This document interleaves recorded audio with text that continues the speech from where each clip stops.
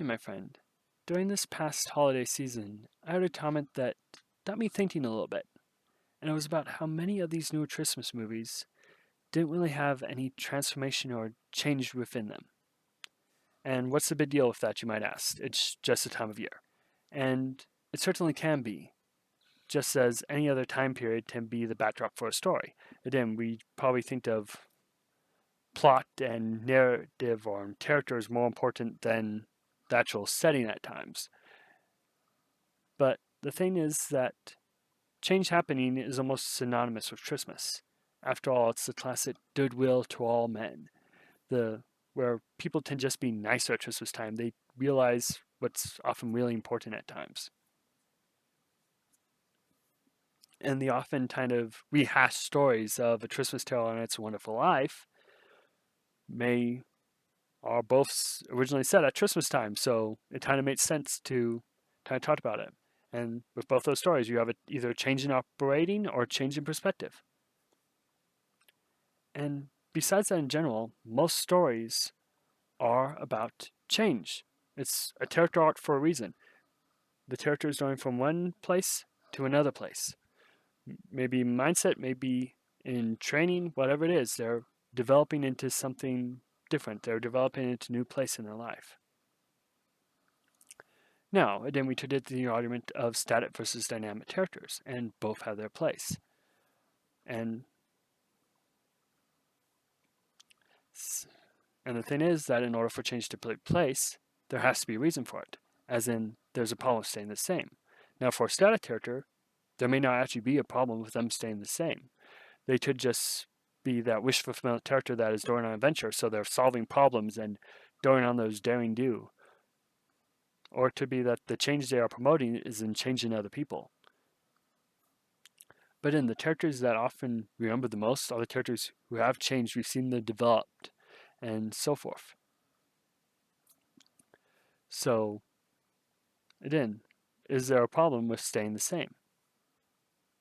Now, for Christmas, like for a Christmas movie, like the typical arc is that someone is miserable, or they're focused on things rather than people, and so it's time for them to get a dose of Christmas spirit, however that works out. But in order for that to happen, it requires them knowing that how they've been operating is a problem. They have to come to that realization first before they're actually able to realize that, wait a minute, this is what's really important in life. This is what really matters. Now, for example, we can think of things that tell us that there are problems. Like maybe it's warning lights in the car, where we need to get the oil changed or there's an engine problem and so forth. So we realize that there's an issue that we either need to look at or take it in to get someone else to look at, or else the problem might manifest itself down the road. Or maybe it's the accounting for a business, where it's to ensure that the business is actually making money rather than losing money, but also it can let us know that, wait a minute, is someone actually stealing from the business, or what else is going on? Are we wasting money on certain projects when we could be focusing them on other avenues? What is going on? And we can think of grades in stool, where it's like, what is a person's comprehension of the material or the application of material, however it's judged, basically, that the grades can be an indicator of that. And we can think of physical checkups that will tell us, hey, you might need to change your habits, or there is actually a problem that needs to come in. These are all ways to catch problems. Of course, sometimes there can be better ways to communicate problems than others. For example, someone to be holding a sign that says the end is nigh and no one will stop for them. But if they say, hey, the bridge is out, then a lot of people are going to probably stop before they get too far. Because once you know there's a problem, you are more likely to fix it, or at least take it into account.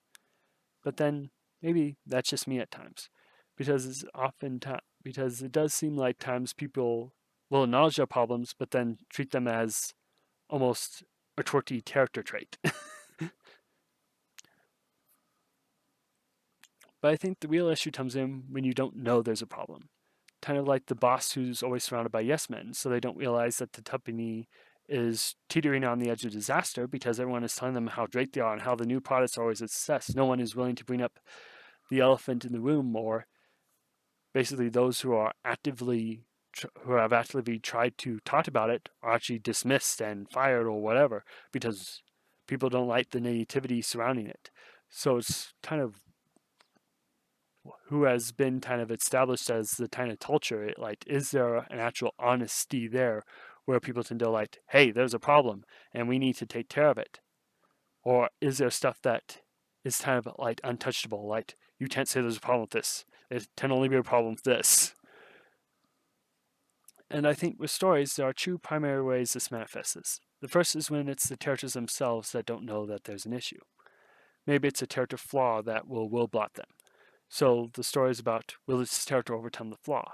Or maybe the flaw will actually be their undoing, like the typical villain whose kind of flaw, their pride, hubris, their ego, their greed, or whatever, undoes their plan at the end of the story.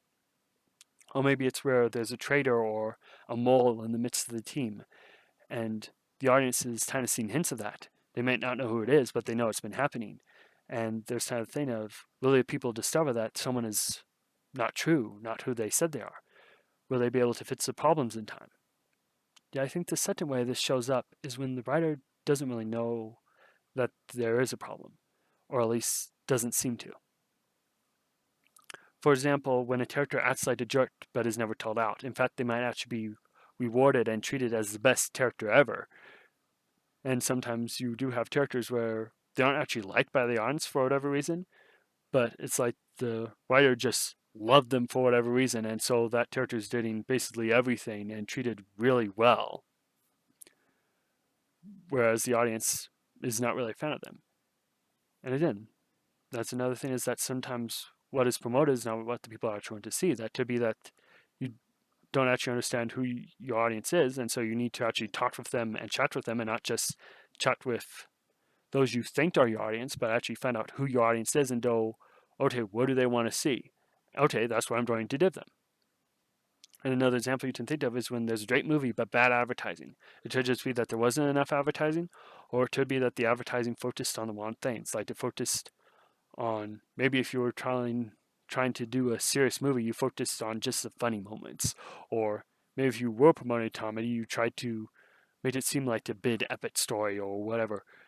But it's like kind of miscommunicating what the story is actually about, so you don't actually find your proper audience. Now, the truth is, there is a balance that is needed. As we tend to overboard at trying to find problems, we tend to get so critical that we look at every single thing to try and find a flaw in it. But I think the balance is in truly being aware of things, like being aware of the areas where we can generally majorly slip up, and also being willing to improve can really go a long way.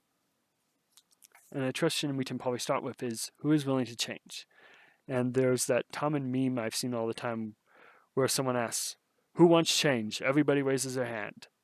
Who wants to change? Nobody is raising their hand. It's like, just being willing to change will change pretty much everything. Just being willing to go, hey, I've been operating wrong. Now is the time to change. But anyway, those are my thoughts on this. Why not share yours in the thoughts below? And if you enjoyed this video, you can like and share it to others enjoy as well. Anyway, I'm Jonah, and you've been watching Lionsman Media, where we celebrate stories and lessons of them. Thank you for listening to my musings. Talk to you later, and have a great rest of your day.